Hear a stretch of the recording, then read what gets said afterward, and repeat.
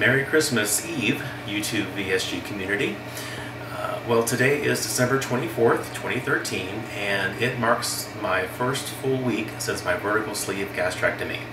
I want to reveal some numbers in the beginning and tell you how the surgery and the recovery dates have gone so far.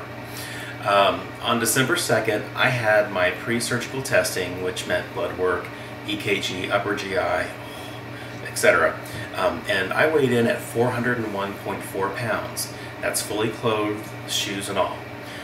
The next day, I was able to begin the 2-week pre-surgical diet. Now, I've had more one last time before the surgery meals than I can remember, and the evening of the pre-surgical testing was no exception. Since my mom was nice enough to spend the day with me at the hospital, I treated us to a pizza from Marion's, which is a local chain here in Ohio. I remember eating pizza with my mom and dad at the same restaurant when I was a child, and it was awesome. It was really, really good. Since the next day began my pre-surgical diet, I decided to use my digital home scale as a means of charting my weight and the successes and etc. from pre-op and post-op. So on December 3rd, I weighed in at 392.6 pounds, no clothing, just underwear. So that is what I'm going to use as my starting point from here on out. My procedure was scheduled for Tuesday, December 17th at 11:15 a.m. The morning of the surgery, I weighed myself on my home scale, and I was 381.2 pounds, which meant that was a pre-surgery diet loss of 11.4 pounds, so I was pretty happy with that.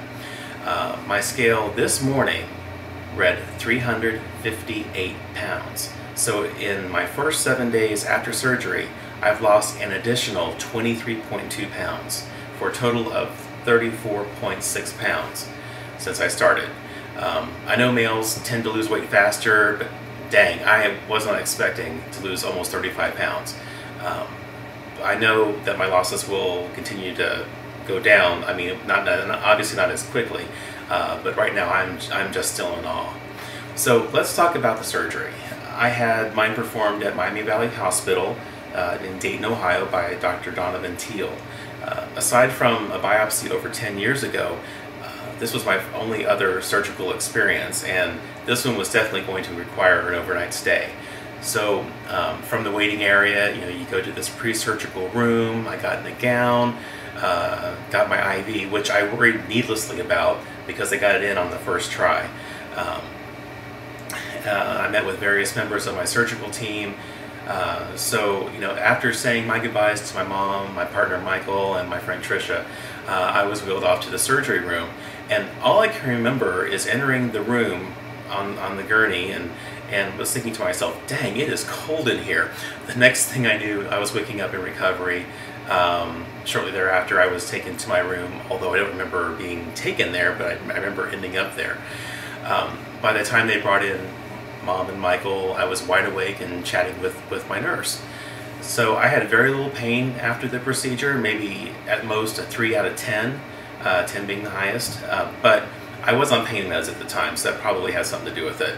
I don't recall sleeping much that evening though. I mean, with all the different people coming in to check your blood sugar, temperature, blood pressure, etc., how can you really rest? But I felt kind of wired and anxious, so I wasn't sure if I was just having an adverse reaction to the pain med or what. But the next day, my focus was going to be going to the bathroom because they were not going to let me go until I urinated. So I had 3 or 4 bags of fluid administered via IV so that I wouldn't dehydrate, because I was having difficulty consuming anything other than ice chips and maybe a little pudding while I was in the hospital. The next day, I finally started going to the bathroom and was discharged later that afternoon. I don't recall much about day 1 from that point forward, except that all those IV bags of fluid decided to exit my system pretty much every hour on the hour when I was trying to sleep at home that first night. Since I have sleep apnea, I use an oxygen generator and a VPAP machine. that forces air into my lungs when it detects that I've stopped breathing during my sleep, and that helps keep my oxygen levels high and keeps me from dying. I wasn't able to sleep on my back like I normally do when I wear that mask, so I ended up sleeping on my right side, because to sleep on my back was had almost like a smothering feel to me. So, but lying on my right side, no problem at all. Went straight to sleep. But I did not use that VPAP mask either that night or the following night. The rest of day one post-op, just trying to get my daily requirements of protein and fluid in, which, in the very beginning, it is really, really difficult to do that. At least it was for me. So day two, the next day two post-op, I tried walking around the house, trying to get up and walk around as they tell you to do, use your spirometer, all those kind of things. But I was only able to get in 4 grams of protein and 10 ounces of water, which is, obviously not enough, and you don't want to risk dehydration. But there was a lot of belching going on that day. I mean, quite a bit. But I just couldn't take anything else in. The third day post-op, I was, still belching quite a bit, but this time it was accompanied by diarrhea. And I'm sorry, I don't mean to be gross, but I'm just letting you know. I was able to get in 20 grams of protein that day and 30 ounces of water, so it was, quite a bit more than I was the day before. Day 4, my protein intake jumped up to 57 grams, and water was up to 42, or liquids up to 42 ounces. My protein jumped up because a friend of mine, to whom I'll introduce to you in a video later, had provided me with some samples of the protein powder drinks that she was using to meet her daily requirements.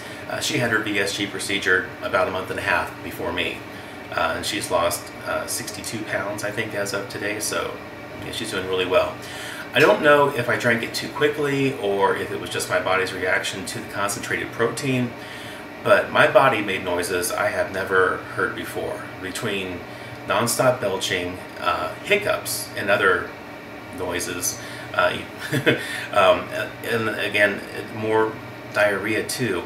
I was very glad it was a warm day so I could open up some windows, because it was, I don't mean to be gross or anything, but this is just what I'm going through or had gone through, and it was pretty unpleasant. But luckily, the discomfort and the gastrointestinal pain subsided within a couple of hours. So day 5 was a bit of a turning point for me, because while my protein dropped a little bit down to 36 grams that day, I hit 60 ounces on the liquid side. So I was pretty proud of myself for that. I was back to wearing my VPAP mask at night, and I was getting a really good, restful night's sleep. I even ventured out of the house and did some shopping at Target. So I mean, to see me walking around the store that day, you would have no idea that I just had surgery 5 days prior. Day 6 was even better all the way around, because my protein was up to 41 grams and my liquids were at 60 ounces again. So I took some time, went out, did some shopping, went to all kinds of different stores. It's right before Christmas, and I'm one of those people that thought they had all their Christmas shopping done before Thanksgiving, but ended up in the crowds, at local Kroger's and Walmart's, which were both, of course, super busy, hardware store, etc. But before I went on that shopping spree, if you will, I only had drank maybe a 16-ounce bottle of water, and I had nothing else. So by the time I got home, I was feeling a bit like someone had flipped my switch to the off position. But I had I had a prepackaged protein shake, and relaxed a bit, and the tiredness and a little bit of the dizziness I was experiencing also subsided, just enough for me to go out to visit a relative and then go to another store. So I was a lot of in and out that day. Maybe I was going a little stir crazy after having been cooped up in the house for a few days in a row.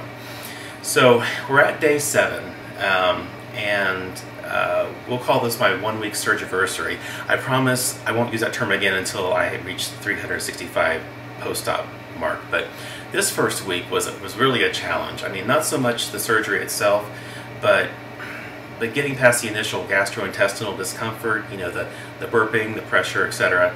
But today I got up early and went to the gym. I ended up spending an hour on the treadmill, not really fast, maybe 2.5 miles an hour, not a slow walk, but not, brisk walk either, and didn't have any problems. I mean, it was just fine. Although I am feeling a little tired at the moment, but that's, I guess, to be expected. I tend to overdo things, so I got to kind of keep myself in check. One thing that I didn't anticipate was the mental hunger I've experienced so far. I find myself hungry for different things that I'm seeing advertised on TV, which, I think that part of it is because, with it being this first month, I am limited to full liquids for the first 4 weeks. Most of which are cold items like smoothies, yogurt, pudding, Jello, things like that. I'm already longing for something warm to chew on week 5, so I'm really looking forward to week 5 at this point. I just remind myself that this is just part of the journey, and it's only temporary, and more palatable and warmer foods await. And yes, I've started DVRing my program so I can fast forward through those commercials which serve as those mental hunger triggers, and until I figure out how to combat those urges, I'm going to keep DVRing my programs. So, in summary, week 1 was very successful, over 23 pounds in the first 7 days post-op, and again, that's 35 pounds, about 35 pounds total. I'm continuing my liquid diet next week, and we'll provide a 2-week update after that. I wanted to talk about different foods and supplements that I've encountered in my first week, but I'm running kind of long here, so I'll just wait for next week and talk about those. But the way I look at it, if you are preparing for the surgery, or if you've already had it, then you've given yourself, as well as those who know and love you, the best gift of all this Christmas, because you've made yourself a priority, and you've acknowledged that you are worthy and you're deserving of a better, healthier, longer life. And no piece of pizza is worth that kind of self-realization. So have a Merry Christmas, Happy Holidays, and I will see you next week. Bye.